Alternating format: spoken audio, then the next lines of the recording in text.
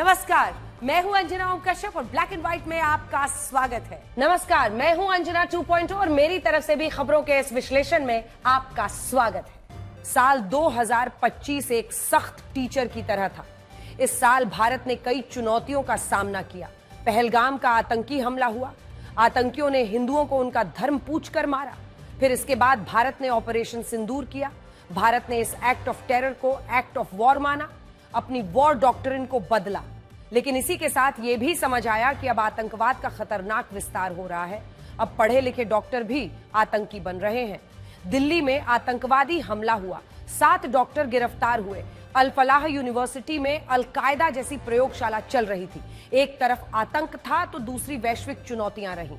America के 50% tariff ने भारत की परेशानियां बढ़ाई। हालांकि भारत झुका नहीं। भारत ने देश हित को ऊपर रखते हुए अमेरिका के मुताबिक ट्रेड डील नहीं की। इससे भारत की स्वतंत्र विदेश नीति और फैसलों की ताकत दिखी। अंतर्राष्ट्रीय मंच सजा। चीन में एससीओ समिट के लिए रशिया, भारत और चीन के राष्ट्राध्यक्ष साथ आए। पुतिन ने भी भारत का दौरा किया। यह तब हुआ जब अमेरिका भारत पर रशिया से कच्चे तेल की खरीद को युद्ध में मदद बता रहा था। ब्लैक एंड व्हाइट में हम 2025 की उन बड़ी खबरों के बारे में बताएंगे जिनकी पूरे साल चर्चा हुई। भारत के लिए इस साल सबसे बड़ा सदमा 22 अप्रैल को लगा था। पहलगाम की बैसरन घाटी में 5 आतंकियों ने हिंदू सैलानियों को टारगेट किया था। आतंकियों ने सैलानियों का नाम और धर्म पूछकर उन्हें गोली मार दी थी। इस घटना की तस्वीरों ने पूरे देश को रुला दिया। इस आतंकी हमले ने दुनिया को बताया कि इस्लामिक आतंकी जिहाद के नाम पर हिंदुओं को निशाना बना रहे हैं। आज की सबसे बड़ी खबर कश्मीर के पहलगाम से है, जहां एक बड़ा आतंकी हमला हुआ है। तस्वीरें हम आपको दिखाएंगे। ये तस्वीरें आपको विचलित कर सकती हैं। ये वीडियो आप देख रहे हैं। इस आतंकी हमले में 26 लोगों के मारे जाने की खबर है और 20 से ज्यादा लोग घायल बताए जा रहे हैं। आतंकियों के निशाने पर पहलगाम के बैसारन घाटी में मौजूद हिंदू पर्यटक थे जो घूमने के लिए कश्मीर गए थे, पहलगाम आए थे। इस हमले का एक वीडियो सामने आया है जिसमें एक टूरिस्ट अपना वीडियो बना रहा था। उसी वक्त आतंकियों ने हमला कर दिया। देखिए, 5 से 6 आतंकियों ने पर्यटकों को गोली मारने से पहले उनका नाम, उनकी पहचान और धर्म पूछा और जिसने भी अपना हिंदू नाम बताया उसे गोली मार दी। पीड़ित चश्मदीदों के मुताबिक आतंकियों ने लोगों को धमकी दी थी कि जो अजान नहीं करेगा उसे गोली मार दी जाएगी। ये सब कुछ हम उन लोगों के हवाले से आपको बता रहे हैं जो वहां पर इस आतंकी घटना के दौरान मौजूद थे, जिनके अपनों पर आतंकियों ने गोलियां बरसाई हैं। वो अब पूरा सच बता रहे हैं और वही ये पूरी जानकारी दे रहे हैं। इस तरीके से भी वो हिंदू और मुस्लिम की पहचान कर रहे थे, वो नाम पूछ रहे थे, वो धर्म पूछ रहे थे, अजान की आवाज देने को बोल रहे थे और जो नहीं दे पा रहा था इससे वो पहचान कर रहे थे कि ये मुस्लिम नहीं है, ये हिंदू है और फिर गोलियां बरसा रहे थे। ये वहां पर मौजूद लोग बता रहे हैं। इस भयानक आतंकी हमले से जुड़ी इस तस्वीर ने पूरी दुनिया को हिला दिया है। ये तस्वीर एक हिंदू महिला की है जिसके पति को आतंकियों ने हिंदू होने की वजह से गोली मार दी। हमले के वक्त आतंकियों ने सेना की नकली वर्दी पहनी हुई थी, इसीलिए शुरुआत में किसी को उन पर शक नहीं हुआ। लेकिन थोड़ी देर बाद ही जब उन्होंने हिंदू पर्यटकों की पहचान पूछकर उन पर फायरिंग शुरू कर दी, वहां भगदड़ मच गई। लगभग कई 100 वहां पर जो पर्यटक थे वो इस पूरे इलाके को, ये जो आप देख रहे हैं पहाड़ियों और वादियों के बीच में, ये बैसारन मेडो कहलाता है। वहीं पर ये सभी लोग पहुंचे हुए थे कुछ हल्का फुल्का खाने को। आतंकियों ने जानबूझकर ऐसे हिंदू पुरुषों को निशाना बनाया जो अपनी पत्नी या परिवार के साथ यहां पर आए थे। इस आतंकी हमले की तस्वीरें बहुत भयानक है। हम आपको इस हमले के बाद का एक वीडियो दिखाना चाहते हैं जिसमें पीड़ित परिवार हमले को लेकर आतंकियों के हिंदू विरोधी मानसिकता को दिखा रहा है। हमले के बाद की ये तस्वीर, और हम ये क्यों कह रहे हैं कि ये कश्मीर फाइल्स पार्ट 2 है। धर्म पूछकर, यहां तक कि एक महिला ने यह बताया है कि वहां पर आजान बोलने के लिए कहा जा रहा था और जो ये नहीं बोल पा रहा था, इससे ये वो समझ रहे थे कि ये मुस्लिम नहीं है, ये हिंदू है। नाम से पहचान की जा रही थी, धर्म की पहचान की जा रही थी और वो तस्वीर इस बात की गवाही देगी कि इन कायर आतंकियों ने कैसे इस घटना को अंजाम दिया है। पहलगाम आतंकी हमले के बाद भारत ने 26 सैलानियों की मौत का बदला लिया। भारतीय सेना ने देश की बहनों का सिंदूर उजाड़ने वाले पाकिस्तानी आतंकियों को उनके घर में घुसकर मारा और इस ऑपरेशन को नाम दिया गया ऑपरेशन सिंदूर। भारतीय सेना ने पाकिस्तान में 100 किलोमीटर अंदर घुसकर लश्कर और जैश के आतंकी हेडक्वार्टर के परखच्चे उड़ा दिए। पाकिस्तानी आतंकियों के करीब 14 ठिकानों को मिट्टी में मिला दिया गया। पाकिस्तान ने सोचा कि वो भारत के इन हमलों का जवाब दे पाएगा। उसने कोशिश भी की, लेकिन इसके बदले में भारत ने पाकिस्तान के 11 महत्वपूर्ण सैन्य ठिकाने उड़ा दिए। 4 दिन के युद्ध में भारतीय सेना ने पाकिस्तान को याद दिलाया कि हम कौन हैं और क्या कर सकते हैं। तो बीती रात भारत ने आज तक की सबसे बड़ी स्ट्राइक की है। बीती रात जब लोग अपने घरों में सो रहे थे, पाकिस्तान के पंजाब में लश्कर-ए-तैयबा और जैश-ए-मोहम्मद के हेडक्वार्टर्स में आतंकी आराम फरमा रहे थे। उसी दौरान भारत की सेना और वायुसेना ने एक वेल कोऑर्डिनेटेड ऑपरेशन चलाया और इन आतंकियों के ठिकानों को ध्वस्त कर दिया। हमने इस पूरे ऑपरेशन का एक एआई वीडियो बनाया है। सबसे पहले आप इस वीडियो को देखिए ताकि आप ये समझ सकें कि ये ऑपरेशन कितना बड़ा था, कितना सफल।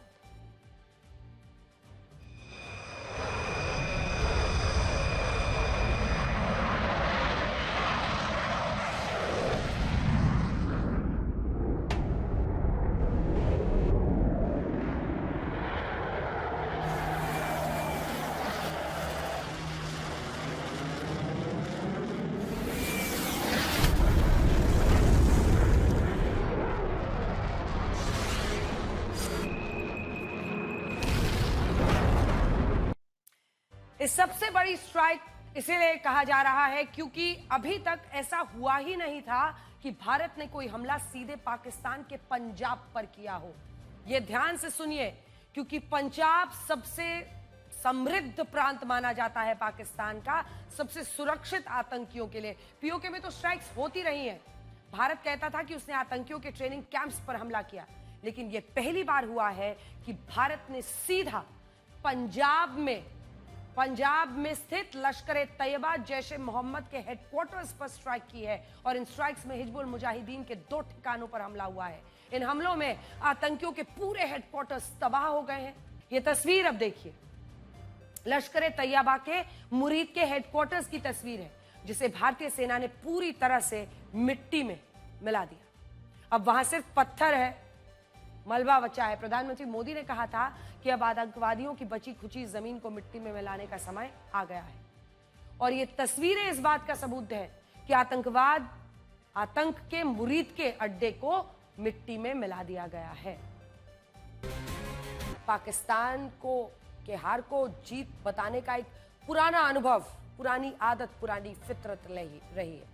लेकिन आज तीनों सेनाओं की प्रेस कॉन्फ्रेंस में पाकिस्तान को पूरी तरह से एक्सपोज कर दिया।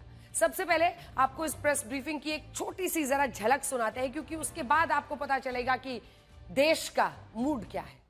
7 मई को हमने केवल आतंकवादी ठिकानों पर ही हमला किया था, पर अफसोस इस बात का है कि पाकिस्तानी सेना ने आतंकवादियों का साथ देना उचित समझा और इस लड़ाई को अपनी लड़ाई बना ली। ऑपरेशन सिंदूर के बाद भारत ने पाकिस्तान को साफ लहजे में बता दिया कि अब से कोई भी आतंकी हमला एक्ट ऑफ वॉर माना जाएगा। यानी पाकिस्तानी आतंकी ने एक भी गोली चलाई तो भारत युद्ध का बिगुल फूंक देगा। पाकिस्तान ने इसके बाद घुसपैठ से तौबा कर ली, लेकिन उसने भारत में मौजूद अपने स्लीपर सेल को एक्टिव कर दिया। उसने 10 नवंबर को लाल किले के पास एक बड़ा धमाका किया। यह धमाका लाल किले के पास एक ट्रैफिक सिग्नल पर खड़ी i-20 कार में हुआ था। इस धमाके में 13 लोगों की मौत हो गई थी जो इस कार के आसपास मौजूद थे। धमाके में जैश का मॉड्यूल शामिल था और इस मॉड्यूल में पढ़े लिखे मुस्लिम भारतीय युवक शामिल थे जो पेशे से डॉक्टर थे। दिल्ली में कार धमाके की यह घटना एक ऐसे वक्त पर हुई है जब आज ही जम्मू कश्मीर, हरियाणा, उत्तर प्रदेश की पुलिस ने अपनी संयुक्त कार्रवाई में 7 लोगों को गिरफ्तार किया है, जिनके पास से 2900 किलोग्राम विस्फोटक बरामद हुए हैं। जी हां, 2900 किलोग्राम विस्फोटक बरामद हुए हैं। ये विस्फोटक जिन लोगों के पास से बरामद हुआ, उनमें 2 आरोपी डॉक्टर है, 1 आरोपी टीचर है और 1 आरोपी मस्जिद का इमाम है।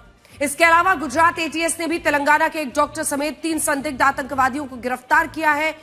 ये तीनों आतंकवादी रेजिन नाम का घातक जहर लेकर तैयार कर रहे थे। 6:55 पर यह धमाका हुआ और अब तक की जानकारी के मुताबिक यह धमाका लाल किला मेट्रो स्टेशन के गेट नंबर 1 पर हुआ है। एनएसजी की एक टीम घटनास्थल पर पहुंच चुकी है और जिन गाड़ियों में यह धमाका हुआ है, धमाके के बाद आग लगी थी, उस आग को बुझाने के बाद जो तस्वीरें अब सामने आ रही हैं, वो तस्वीरें आपको जरा दिखाते हैं। बड़ी स्क्रीन पर यह वीडियो आपको दिखाती हूं, जिससे आपको यह भी पता चलेगा कि यह धमाका कितना बड़ा था और इससे वहां पर कैसे दहशत मच गई।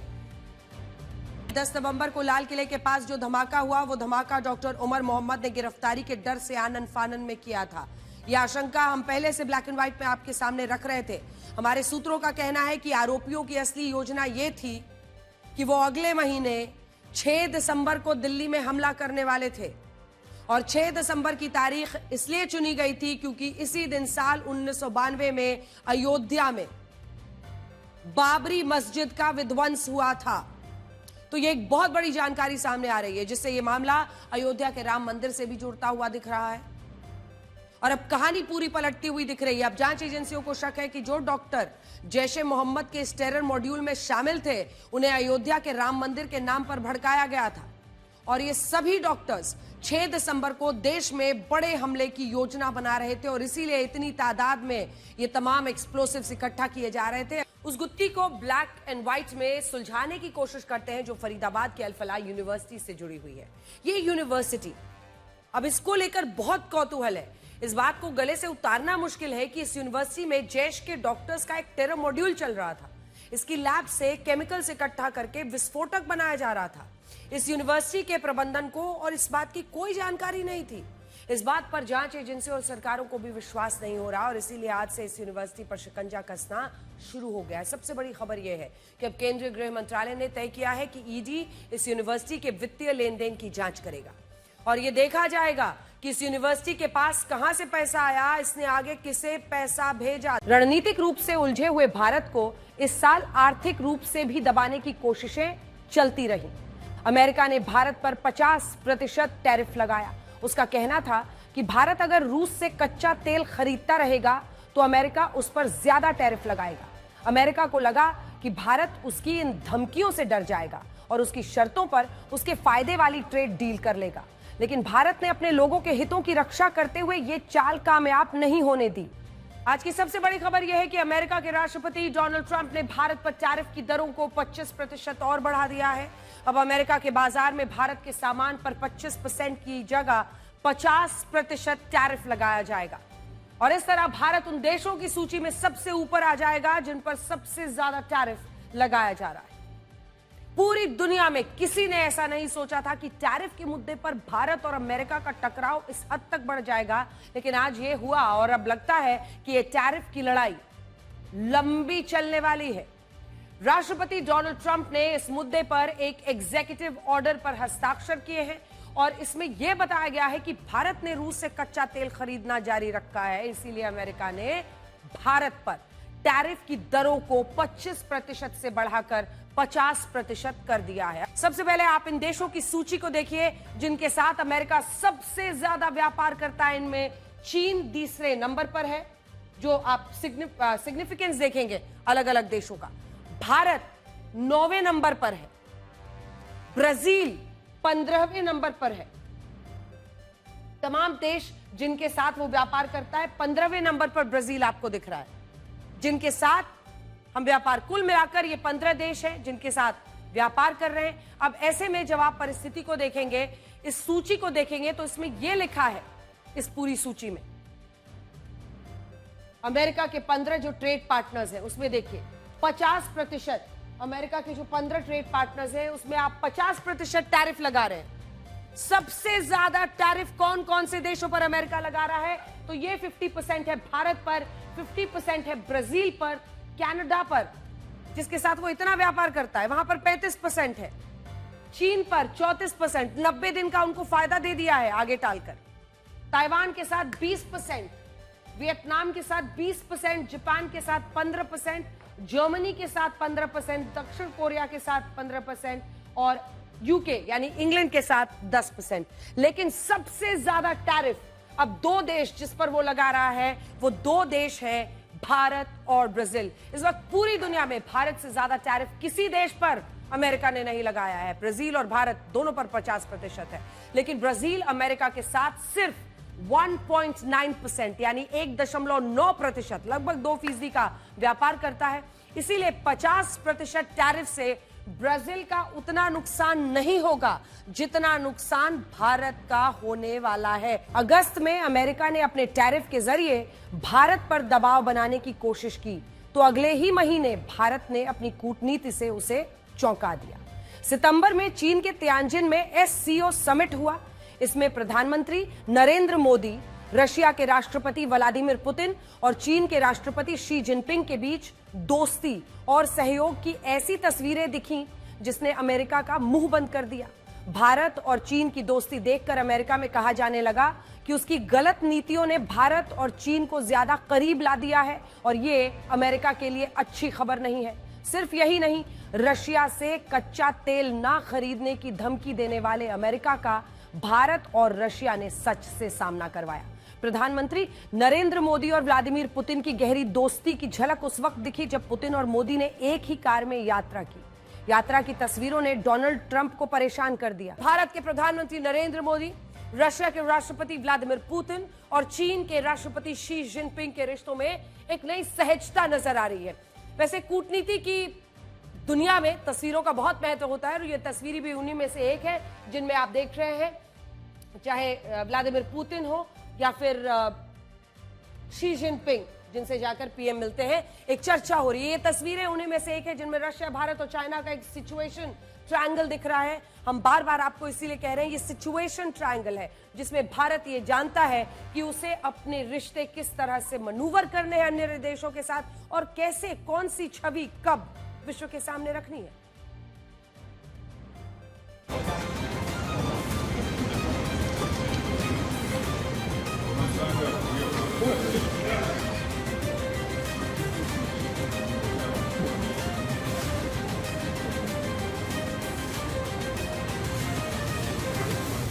ये तस्वीर जो आज आई जिसमें ये शुरुआत इस बात से हुई, प्रधानमंत्री नरेंद्र मोदी ने ये पोस्ट किया और ये तस्वीर डाली जिसमें कार में एक साथ प्रधानमंत्री नरेंद्र मोदी और व्लादिमीर पुतिन राष्ट्रपति रशिया के दिख रहे हैं। एससीओ की बैठक के बाद द्विपक्षीय वार्ता के लिए राष्ट्रपति पुतिन और मैं एक साथ एक गाड़ी में अपने होटल तक आए। राष्ट्रपति पुतिन के साथ बातचीत काफी ज्ञानवर्धक रही है।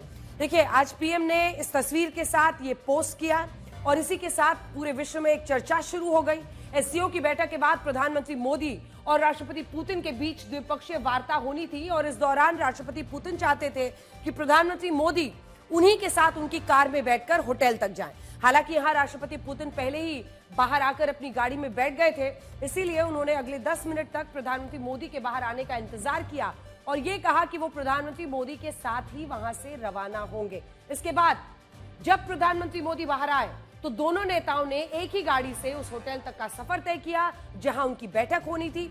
बड़ी बात यह है कि होटल पहुंचने के बाद भी दोनों नेताओं ने 45 मिनट तक इस गाड़ी में बैठकर एक दूसरे से बात की, जिसे अब दुनिया भारत और रशिया की क्लोज्ड डोर कार डिप्लोमेसी कह रही है।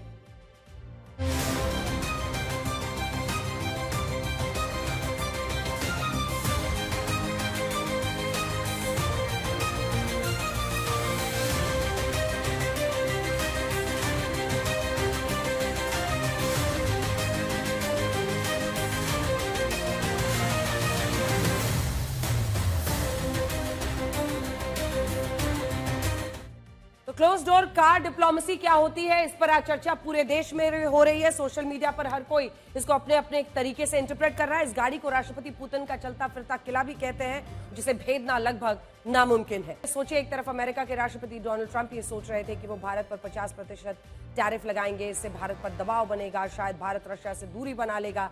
लेकिन एससीओ समिट पे प्रधानमंत्री मोदी और राष्ट्रपति पुतिन के बीच मजबूत रिश्ते और आपसी सहयोग साफ नजर आया और इसी के साथ जो अमेरिका हमेशा एक महाशक्ति की छवि अपनी बनाकर पूरे विश्व में रखना चाहता है, उस छवि को कम से कम एक चुनौती मिलती हुई दिखाई दे रही है। एससीओ समिट में भारत और रशिया के बीच कार डिप्लोमेसी तो सिर्फ एक ट्रेलर था। असली फिल्म इसके 2 महीने बाद यानी दिसंबर में रिलीज हुई। 4 और 5 दिसंबर को व्लादिमीर पुतिन ने भारत की यात्रा की।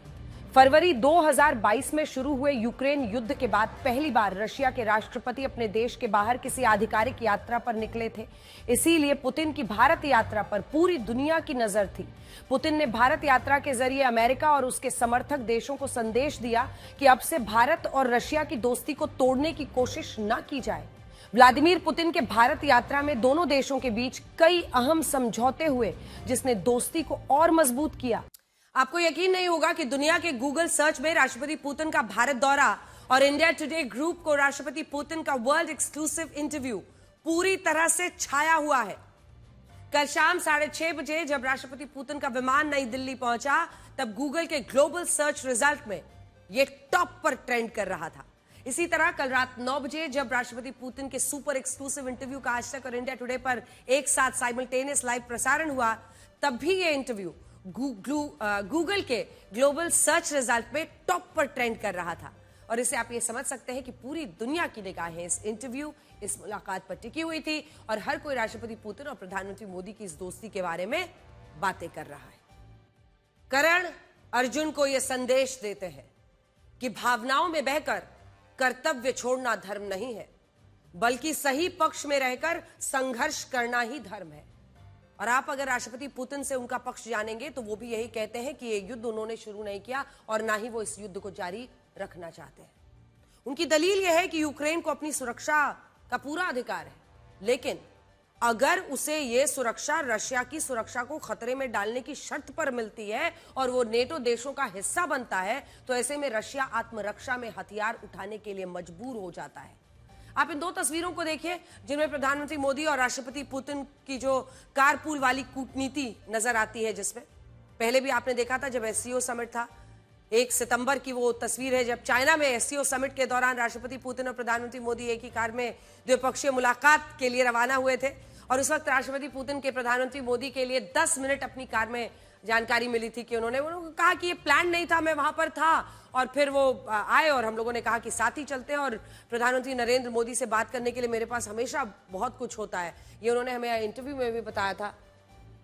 और वही ये वाली तस्वीर है जब प्रधानमंत्री खुद गए एयरपोर्ट और अपने कार में उनको साथ लेकर 7 लोग कल्याण मार्ग पहुंचे। इस कारपूल की भी एक तस्वीर आई जो अब काफी वायरल है।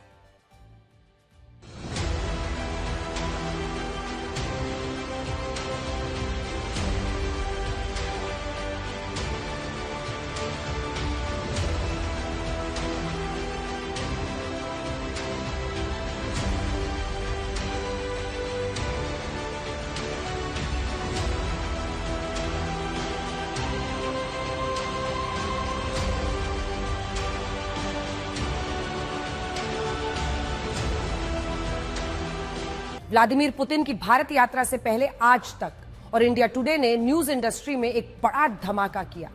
आज तक ने क्रेमलिन में व्लादिमीर पुतिन का एक इंटरव्यू किया जिसे पूरी दुनिया ने बड़े ध्यान से देखा। इस इंटरव्यू में हर वो सवाल पूछे गए जो दुनिया के बड़े बड़े देश व्लादिमीर पुतिन से पूछना चाहते थे। पुतिन के इस इंटरव्यू ने न्यूज इंडस्ट्री के कई रिकॉर्ड तोड़ दिए। इंटरव्यू में व्लादिमीर पुतिन के जवाबों ने कई देशों की रणनीति को बदलने पर मजबूर कर दिया। आज आपको उस धमाकेदार इंटरव्यू के कुछ महत्वपूर्ण हिस्से देखने चाहिए। एक तस्वीर हम दिखाना चाहते हैं राष्ट्रपति जी आपको, और राष्ट्रपति पुतिन इस तस्वीर में आप प्रधानमंत्री नरेंद्र मोदी के साथ कार में जा रहे हैं। अब ये फोटो खूब वायरल होता है, लोग वीडियो पे इसके खूब डिस्कशन करते हैं कि क्या हुआ, कैसे हुआ। अब आप चूंकि यहाँ बैठे हैं, आप ही बताइए, क्या ये पहले से आप लोगों ने तय किया हुआ था और क्या बात हुई गाड़ी में? हम दोनों के बीच सामयिक विषयों पर ही बातचीत हुई और इसे लेकर पहले से कोई तैयारी नहीं थी। हम दोनों बाहर निकले, सामने मुझे मेरी कार दिखाई दी तो मैंने उन्हें साथ चलने को कह दिया, वैसे ही जैसे दोस्तों के बीच होता है। इसमें इससे ज्यादा और कुछ भी नहीं था। रास्ते में हम दोनों ने बस आम दोस्तों की तरह बात की। हमारे पास हमेशा बातचीत करने को कुछ न कुछ जरूर होता है। हम लोग बातचीत में इतना व्यस्त हो गए कि बाद में ख्याल आया कि लोग हमारा इंतजार कर रहे होंगे। इसमें ऐसा कुछ खास नहीं था। अगर विटकॉफ और जैरेड कुशनर दोनों आपसे 5 घंटे जैसा कि बताया 5 घंटे आपकी उनसे बातचीत चली है, किस बिंदु पर जाकर डिसएग्रीमेंट हुआ, मतलब मामला नहीं निपटा, सहमति नहीं बनी? हाँ, ऐसे कई मुद्दे रहे जिन्हें लेकर विरोधाभास था। ये एक बेहद पेचीदा विषय है जिसकी जिम्मेदारी राष्ट्रपति ट्रंप ने खुद पर ली है। मैं इसे लेकर कटाक्ष नहीं कर रहा, मगर दोनों पक्षों को एकमत करना एक बहुत जटिल काम है।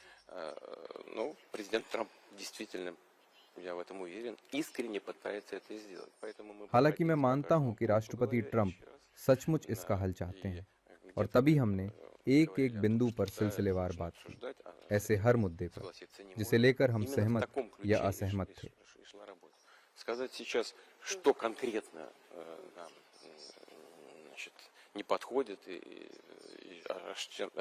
फिलहाल अभी कुछ भी कहना जल्दबाजी होगी, क्योंकि इसका कुछ भी निष्कर्ष निकालना राष्ट्रपति ट्रंप की देखरेख में हो रही बातचीत में बाधा डाल सकता है।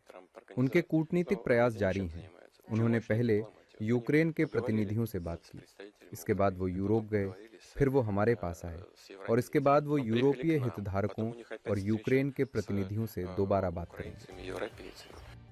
कई सारे रिपोर्ट्स आ रहे हैं प्रेसिडेंट पुतिन की रूस G8 में वापस जुड़ना चाहता है, ऐसा हो रहा है?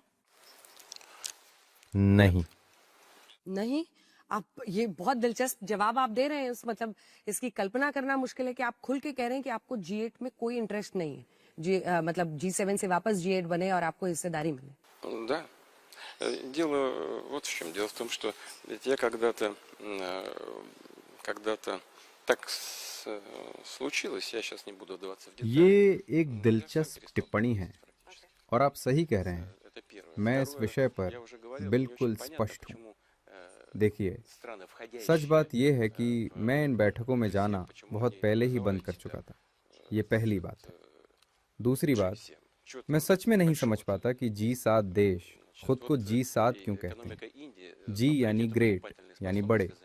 लेकिन जरा सोचिए, आज भारत क्रय शक्ति के आधार पर दुनिया की तीसरी सबसे बड़ी अर्थव्यवस्था है।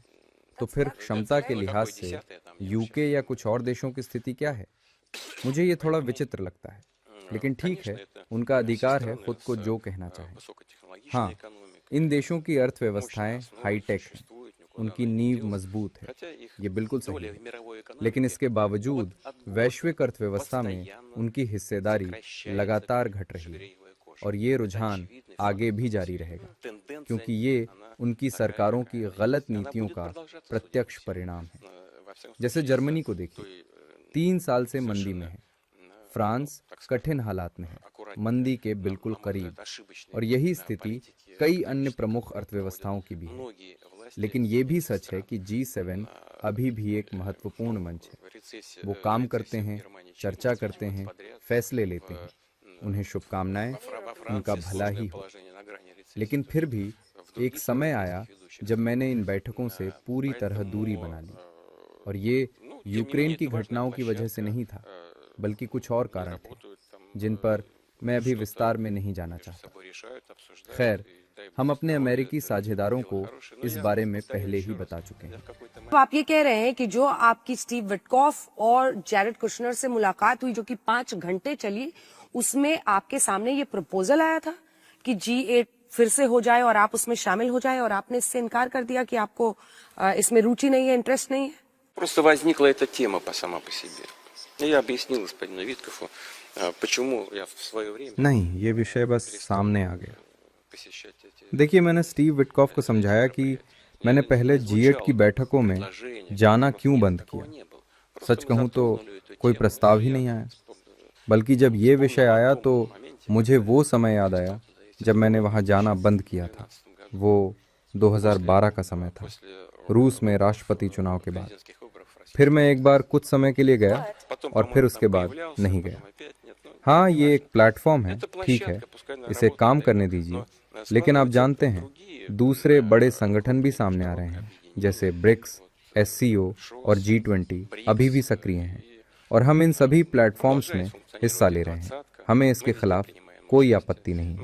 लेकिन अब दूसरे पहलू को देखें। रूस और यूरोपीय संघ के बीच वर्तमान संबंधों की स्थिति क्या है? ये सामान्य नहीं है। तो सोचिए, अगर मैं G8 जाऊं, तो मैं G8 के सदस्यों से कैसे बात करूं? अगर वे मुझसे बात करना ही नहीं चाहते, वहां मैं क्या करूं?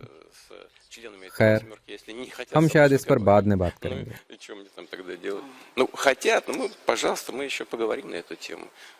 प्रधानमंत्री मोदी ने देश के लिए बहुत चुनौतीपूर्ण कार्य निर्धारित किए। सबसे पहले अपने समक्ष, फिर प्रशासन के लिए और अंततः राष्ट्र के लिए। प्रधानमंत्री मोदी सरकार और देश के सामने कई लक्ष्य रख चुके हैं। मेक इन इंडिया प्रोजेक्ट इस दिशा में एक बेहतरीन उदाहरण है। हम जब भी मिलते हैं, वो हमेशा मुझसे कुछ न कुछ नया करने को लेकर बात करते हैं। उनकी सोच काम को लेकर बेहद व्यवहारिक है। अब हम भारत के प्रधानमंत्री नरेंद्र मोदी के साथ काम कर रहे हैं। सच में हमारे बहुत भरोसेमंद और दोस्ताना संबंध हैं। वो इस मामले में बहुत भरोसेमंद इंसान हैं। मैं बहुत ईमानदारी से बोल रहा हूँ। भारत खुशकिस्मत है, वो हिंदुस्तान में रहते हैं, वो भारत को जीते हैं। मैं उनसे बात करता हूँ और मैं उन्हें जानता हूँ। मुझे उम्मीद है कि वो मुझसे नाराज नहीं होंगे। मैं बस वही कह रहा हूँ जो मैं देखता हूँ और जो मैं सोचता हूँ। आप जानते हैं, मुझे यकीन है कि ऐसे इंसान से बात करना मेरे लिए बहुत सुखद है। और ये एक बात है। दूसरी बात, सच ये कि वो बहुत ईमानदारी से भारत और रूस के संबंध को हर क्षेत्र में, और खासकर रक्षा, अर्थव्यवस्था, मानवीय सहयोग और हाईटेक परमाणु सामग्री के विकास जैसे महत्वपूर्ण मुद्दों पर मजबूत करना चाहते हैं।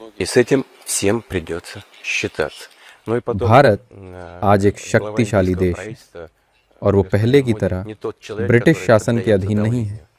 और ये बात सभी को समझनी होगी। खासतौर से प्रधानमंत्री मोदी की अगुवाई में भारत अब विदेशी दबाव में नहीं आने वाला। भारत के लोग गर्व कर सकते हैं कि उनका प्रधानमंत्री किसी के दबाव में काम नहीं करता। साथ ही वो किसी के साथ टकराव का रास्ता भी नहीं अपनाते। साल 2025 की शुरुआत सनातन धर्म के सबसे बड़े आयोजन के साथ हुई। इस साल की शुरुआत महाकुंभ से हुई थी। प्रयागराज में संगम के तट पर हुए इस सबसे बड़े धार्मिक आयोजन में 66 करोड़ से ज्यादा श्रद्धालु पहुंचे थे। सबसे बड़े धार्मिक आयोजन महाकुंभ की व्यवस्था, अनुशासन और श्रद्धा ने दुनिया भर के लोगों को आकर्षित किया। इस महाकुंभ ने धार्मिक आयोजनों से जुड़े कई रिकॉर्ड बनाए।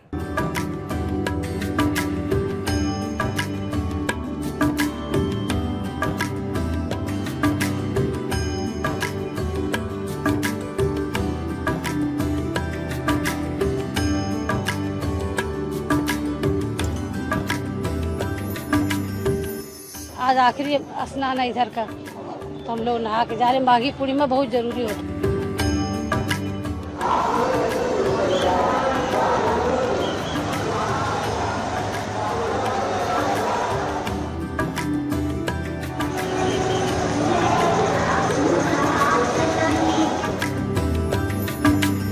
पिछले मौनी अमावस्या से के बच्चा थोड़ा कम भीड़ है, लेकिन तभी बहुत भीड़ है।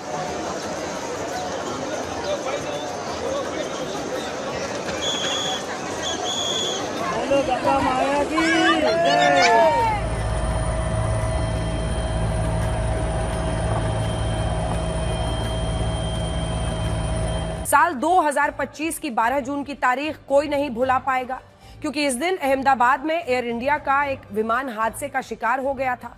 इस हादसे में 274 लोग मारे गए थे। ये भारत का सबसे बड़ा विमान हादसा था।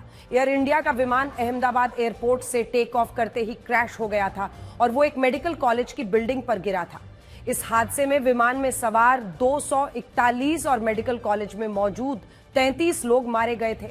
इस विमान हादसे में एक यात्री चमत्कारिक रूप से बच गया था और उसने इस हादसे का डरावना अनुभव दुनिया को बताया। आज का दिन यानी कि 12 जून 2025 दुनिया के विमान हादसों के इतिहास के सबसे काले दिनों में से एक माना जाएगा। आज अहमदाबाद में भारत के इतिहास के सबसे बड़े प्लेन हादसों में से एक हादसा हुआ।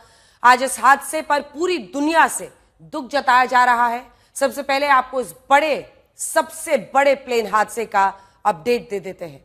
ये प्लेन अहमदाबाद से लंदन के गैटविक एयरपोर्ट जा रहा था। ये एयर इंडिया की फ्लाइट संख्या AI-171 थी जो हादसे का शिकार हुई। फ्लाइट में कुल 242 लोग सवार थे, जिसमें 230 यात्री, 10 क्रू मेंबर्स और 2 पायलट थे। जैसे ही प्लेन अहमदाबाद के सरदार वल्लभ भाई पटेल एयरपोर्ट से उड़ा, कुछ ही सेकंड्स में क्रैश हो गया। इस फ्लाइट में 169 भारतीय, 53 ब्रिटिश, 7 पुर्तगाली, 1 कैनेडियन नागरिक सवार थे, जिसमें 103 पुरुष थे, 114 महिलाएं थी, 11 बच्चे और 2 नवजात शामिल हैं। इस हादसे की बड़ी बात यह है कि बोइंग का 787-8 ड्रीम लाइनर का यह दुनिया में पहली बार क्रैश होने का मामला है।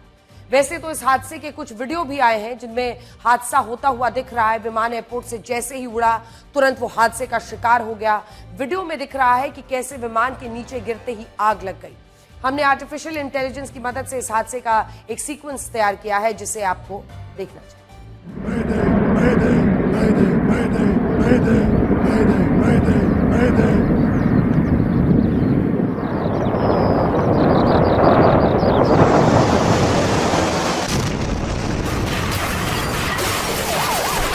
इस हादसे ने सिर्फ विमान में सवार लोगों की जिंदगी ही नहीं छीनी, बल्कि दुर्घटना ने अपनी चपेट में अहमदाबाद के बीजे मेडिकल कॉलेज के एमबीबीएस छात्रों और डॉक्टर्स को भी अपनी जद में ले लिया।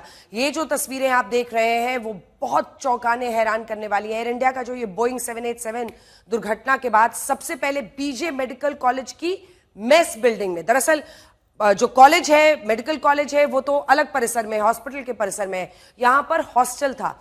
हॉस्टल की जो मेस बिल्डिंग थी उससे टकराया। इसके बाद अतुल्यम हॉस्टल से ये टकरा जाता है और हॉस्टल में सीनियर रेसिडेंट डॉक्टर्स रहते थे। विमान के टकराने से मेस और हॉस्टल की इमारत भी क्षतिग्रस्त हो गई। कम से कम 50 डॉक्टर्स के घायल होने की बात कही जा रही है। कुछ एमबीबीएस डॉक्टर्स की मौत की भी आशंका है। अहमदाबाद प्लेन क्रैश से एक साथ कई घरों को कभी न भूलने वाला दर्द मिला है, लेकिन विमान में सवार कम से कम एक शख्स ने मौत के मुंह से अपनी जिंदगी छीन ली। एयर इंडिया के सीट नंबर 11A पर यात्रा कर रहे रमेश विश्वास कुमार अभी तक मिली जानकारियों के मुताबिक जिंदा बचने वाले इकलौते यात्री हैं। उन्होंने दुर्घटना का शिकार हुए विमान से कूदकर अपनी जान बचाई। उन्हें अस्पताल में भर्ती कराया गया है। दीव के प्रशासन के मुताबिक रमेश विश्वास कुमार केंद्र शासित प्रदेश के उन 15 नागरिकों में से थे जो इस बोइंग 787 एयरक्राफ्ट से यात्रा कर रहे थे। 38 वर्ष के रमेश विश्वास कुमार इकोनॉमी क्लास से विमान में यात्रा कर रहे थे और ये हम आपको उनकी सीट दिखा रहे हैं। रमेश विश्वास कुमार अपने भाई अजय विश्वास कुमार के साथ लंदन की यात्रा के लिए निकले थे। रमेश विश्वास कुमार तो जिंदा बच गए, लेकिन भाई अजय की अभी तक की मिली जानकारी के मुताबिक जान नहीं बच पाई है। इस साल 2 हिंदी फिल्मों ने दर्शकों को अपना दीवाना बना दिया। पहली थी मोहित सूरी की म्यूजिकल रोमांटिक फिल्म सैयारा और दूसरी थी आदित्य धर की एक्शन थ्रिलर धुरंधर। इन दोनों फिल्मों ने दर्शकों को ऐसा रोमांच दिया कि वो इनके फैन हो गए। सैयारा की रिलीज के बाद थिएटर्स में युवाओं का दीवानापन नजर आया। इसी तरह से धुरंधर ने रिलीज के बाद पाकिस्तान में बवाल मचा दिया। भारतीय सीक्रेट एजेंट और पाकिस्तान पर बेस्ड इस फिल्म की रिलीज पर प्रतिबंध के बावजूद पाकिस्तान में इसकी धूम मची रही। बहरीन के रैपर फ्लिपराची के गाने फासला पर अक्षय खन्ना के डांस मूव ने तो सोशल मीडिया पर धमाल मचा दिया। आज गल्फ यानी खाड़ी के 6 मुस्लिम देशों ने धुरंधर फिल्म को रिलीज की मंजूरी देने से इनकार कर दिया है। ये सभी देश गल्फ कोऑपरेशन काउंसिल के सदस्य हैं, जिनमें Bahrain, Kuwait, Oman, Qatar, Saudi Arab और यूएई शामिल है। बॉलीवुड हंगामा की रिपोर्ट के मुताबिक इन सभी मुस्लिम देशों ने यह कहते हुए धुरंधर फिल्म पर बैन लगाया है कि ये एक एंटी पाकिस्तान फिल्म है। खुद पाकिस्तान का मीडिया अपने कार्यक्रमों में ये झूठ फैला रहा है कि धुरंधर फिल्म की कहानी प्रधानमंत्री नरेंद्र मोदी ने लिखी है। मतलब इस देश को हो क्या गया है? इस फिल्म में बताई गई एक भी बात सच नहीं है। पाकिस्तान इस फिल्म को अपने खिलाफ दुष्प्रचार बता रहा है। जब खाड़ी देशों ने इस फिल्म को पाकिस्तान विरोधी बताते हुए इस पर प्रतिबंध लगाया है, तब विदेशों में रहने वाले पाकिस्तान मूल के लोग खुद कह रहे हैं कि उन्होंने ये फिल्म देखी है और ये फिल्म पाकिस्तान के खिलाफ नहीं है, बल्कि ये उसके इतिहास और सच्ची घटनाओं को पेश करती है। ये पाकिस्तानी ही कह रहे हैं। सुनिए। इस साल प्रदूषण को लेकर भी हंगामा मचा रहा। पूरे साल दिल्ली एनसीआर का AQI खतरनाक की श्रेणी में रहा। सर्दियां शुरू होते ही हालात और खराब हो गए। दिल्ली एनसीआर का AQI 500 के आसपास बना हुआ है। प्रदूषण के बिगड़ते हालात देखकर लोगों का गुस्सा सरकार पर फूटा। प्रदूषण की वजह से दिल्ली का दम फूल रहा है और इसी प्रदूषण का सच दिखाने हमारी टीम मैदान पर उतरी। N95 मास्क हम दोनों ने पहना हुआ है। भवरीन कंधारी हमारे साथ हैं जो कि एनवायरमेंटलिस्ट है, जो चाहती हैं कि प्रदूषण से हमारी आने वाली पीढ़ियों को मुक्ति मिले। और ये है वो AQI मीटर जिसके जरिए वो हमें ये बताएंगी कि यहाँ पर तो सबसे शक्तिशाली सड़क इसे कहते हैं भारत की, यहाँ पर क्या है आज का AQI। और ये सुबह का 4-5 नहीं बज रहा है, 6 बजे के हम अंधेरे में कर रहे हैं, प्रोपेगेंडा कर रहे हैं। ये दिन का है। अब थोड़ा धूप आ चुकी है एंड इट्स 4:36। इस पे आपका AQI आ रहा है PM 2.5 311-15 में वेरी कर रहा है। So this is the reality. और अभी यहाँ तो बहुत खुला है, ग्रीन है, इधर गाड़ियां भी नहीं आती हैं, व्हीकल यहाँ एमिशंस पर नहीं है। 450 है AQI और PM 2.5। हाँ जी। जल्दी से अगर आप फर्क बताएं। और मैं तो आपको ये कह रही हूँ कि अब तो ऐसा लगता है ना कि 400 पार तो दिल्ली वाले सोचते हैं कि कोई कुछ नहीं है हमारे लिए। बट ये कितना खतरनाक है, बहुत खतरनाक है। खासकर जब हम PM 2.5 की बात करते हैं। PM 2.5 एक कॉकटेल है जहरों का, बहुत सारे तरह के जहर का कॉकटेल है। AQI क्या है फिर? AQI is an average, like a mean of all various gases. But ये सारे तो गैसेस का वो एवरेज है AQI। एवरेज है। PM 2.5 है जो emissions इसको कहते हैं धुआं। अच्छा। जैसे 2 Ds है, आप ये इसको याद करिए। सुबह में ये अब 10 बजने वाले हैं। एक बार दिखाइए इधर, इंडिया गेट दिख नहीं रहा है। यहाँ से आपको इंडिया गेट दिख नहीं रहा है। तो ये दिस इज एमिशन। जो एमिशंस हैं सारे, जो PM 2.5 है वो सारे एमिशंस की बात है, धुआं की। जैसे आपका व्हीकल एमिशंस है, इंडस्ट्रियल है, ये। और जो PM 10 है वो धूल है, वो है आपकी कंस्ट्रक्शन डस्ट, वेरियस डस्ट, ये जो सब जगह मिट्टी है, झाड़ू लगता है, वैसे मिट्टी है। और मिट्टी क्योंकि आप हर चीज को इसमें हर चीज में हमें रेट्रोस्पेक्ट करने की जरूरत है कि आप जब इतनी बातें हो रही है कंस्ट्रक्शन डस्ट की, ये पानी स्प्रिंकलिंग वगैरह, ये जो भी है, अगर कोई चीज पे असर करेगी तो वो सिर्फ PM 10 पे करेगी, PM 2.5 पे नहीं करेगी। और वो PM 10 की आप जब बात करते हैं, सबसे खतरनाक गैसेस हैं 2.5 में? सी 2.5 इज ऑल आपका ये व्हीक्यूलर है, NOx, आपके सल्फर डाइऑक्साइड है। So there is just immense number of things. वो तो आप टेक्निकल को भूल जाइए, आप वैसे ही देखिए। मैं आपको बोल रही हूँ, this is a cocktail of poison. बस ये याद रखिए। दूसरा एक रिएक्शन आता है, अब प्रदूषण में जीने को मजबूर है। सर्दी तो एक बार ही आती है, हम बाहर नहीं बैठे, हम बाहर नहीं घूमे, एक ही बार तो आती है। पूरी गर्मी बर्दाश्त की है लोगों ने। मुझे लगता है 3 महीने जो बरसात के 2-3 महीने अच्छे अगर बारिश हुई, वही थोड़ा रिलीफ है, वरना तो दिल्ली वालों के लिए बिल्कुल। सो मदर नेचर ही है जो हमारी मदद कर रही है। अभी भी हवा चली तो जो परसों था, हम ऑलमोस्ट हमारा PM 2.5 400 से ऊपर था। और कल में जो फर्क पड़ा ये हवा से ही है। जो हवा है उसको जो एमिशंस उनको बिखेर देती है, तो इस करके वो बेटर हो जाता है। So in a way it's only the nature. लेकिन जो हमारी अपनी लोकल एमिशंस हैं वो हमारी सबसे बड़ी दुश्मन है, उसको कम करना है। आप जब अभी डस्ट की बात कर रहे हैं, आप जब डस्ट की बात करते हैं तो आपने वैसे क्या किया सारा साल, आपने कॉन्क्रीटाइज करते गए, आप पेड़ों को काटते गए, आपने ग्रीन्स को कम किया। सो ऑल दैट, अभी ये सारे आपके पेड़, अब यहाँ पे तो because it's all the VIP area, आप कहीं पर भी घरों के बाहर जाइए, देखिए पेड़ों पे कितना मिट्टी है इस time, because they are holding on to all. इस बीतते साल में ब्लैक एंड व्हाइट में हमने आपको देश और दुनिया की हर बड़ी खबर का छोटे से छोटा पहलू दिखाया है।